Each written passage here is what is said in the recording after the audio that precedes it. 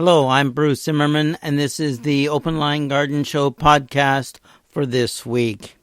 Boxwood, Buxus.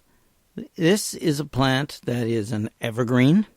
It is growing generally all the way from zone 9 up to about zone 4, and it requires certain things. We do like a slightly acidic soil for boxwood.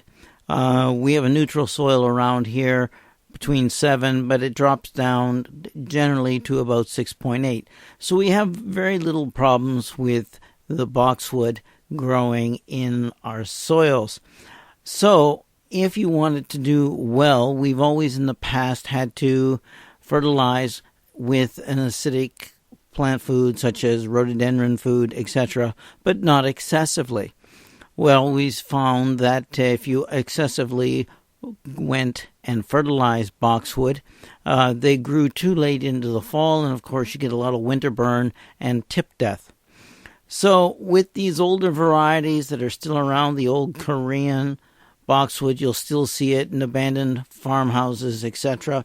It survives, it's hardy, it's tough, but it gets that awful color in the wintertime. Usually it's got this orange tinge to it, and you've got some tip burn, etc. So a lot of the breeding that has gone on is to make the plant a little more interesting, because we're talking about a leafy green plant. The flowers are inconspicuous, so we've got to do something else with it. So that usually means we get a little more blue-green in the foliage, so we get a little bit more of the larger, glossier leaves or the shape of the plant. And we do want to get it a little bit of a acidic plant food to keep the pH down. And, of course, they grow. Now, they grow at different rates. Some are fast, some are slow, some are just medium, some are upright, some are round, some are inconspicuous in their rate of growth. They're so slow growing. Others are just plain need to be shaped, particularly the older varieties, and a lot of them shape well. The interesting thing about this one is that if you do trim it, you want to trim it just as the new growth is coming out, and the result is that it covers up and heals the wounds. This usually occurs in late May, and it does often remove some of the flowers at the same time. Since they're inconspicuous, it's no great loss. Now, here's a rundown on some of the more interesting boxwood that have come around in the last few years. The first one is Buxus Arctic Emerald. And the reason that we like this one is the fact that, yes, it is a darker green. Yes, it's got that slightly glossy, larger leaf. And it's hardy to zone 4, which makes it a little, how shall I say, little more hardy. And we need that with the crazy weather we've been having. Now, this will add some interest to your garden without adding a lot of color. So you've got a plant that will be there all year round, so it can be used in a front landscape or as a focal point in a garden with other mixed plants and perennials, etc., just to give some interest. The interesting thing about the Arctic Emerald is the fact that it's 2 to 3 feet wide, but it's 6 to 8 feet tall. It's an upright dark green looking boxwood. So, and hardy to zone 4. So here we've got something that's a little more interesting and something that you can look for and is basically quite reliable. Now, the next one is Franklin's Gem. Franklin's Gem is an interesting plant in the fact that it's 2 feet wide and 3 feet high, and it's rounded. It's a bright green. So instead of being the darker green and upright, this one is more round, smaller. So its rate of growth is a little slower because it is a little more of a dwarf plant. and it has that rich olive green color in the wintertime. So you have a little change of color in the winter for winter interest, but you don't get that orange color. Hardy to zone 4 again, and here you've got upright, you've got a dwarf round, and something interesting. So you could actually do a boxwood garden and do a little shaping and actually have an interesting garden.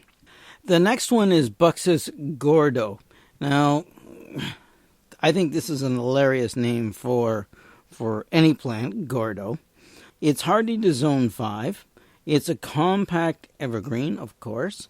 It is in like the green velvet or the old Korean boxwood. It's a medium to slow grower. So it's going to be a little quicker than Franklin's gem, but less quick than Arctic emerald. It has a scalloped leaf, which means that the leaf is a little more cupped, etc. And it requires very little pruning, low maintenance. Isn't that nice? Height is 4 feet, width is 4 feet, so it's rounded. So here you got a medium-sized shrub, rounded. Contrasts with the Franklin's gem, which is a dwarf, rounded, and the Arctic emerald, which is upright. See what I mean by interesting? Now, there is then, of course, the emerald ice. Emerald ice is going to be 3 feet wide and 3 feet high, compact, round.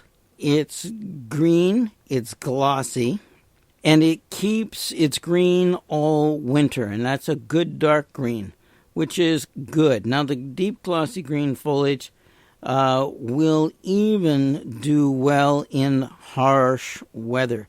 Hardy to zone 5, and in the spring, the new growth is sort of a bluey green, color contrast to the others, correct?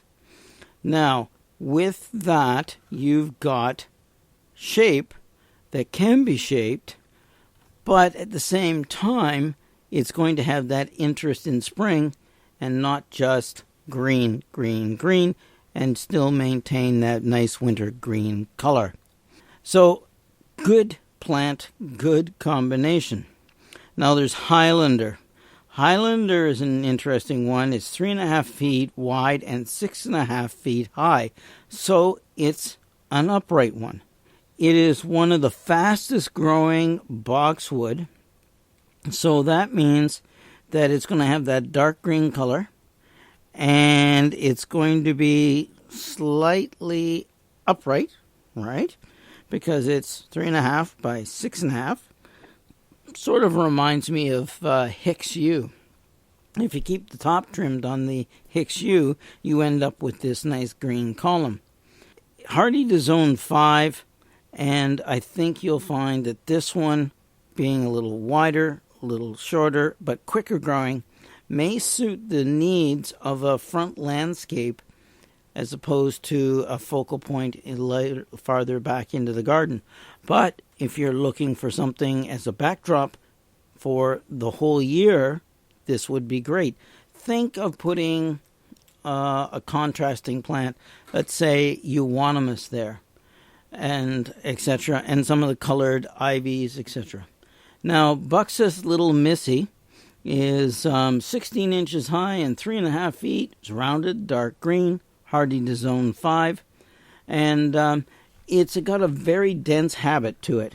It's got the lustrous green foliage year-round, and it's going to grow 2 to 3 inches per flush.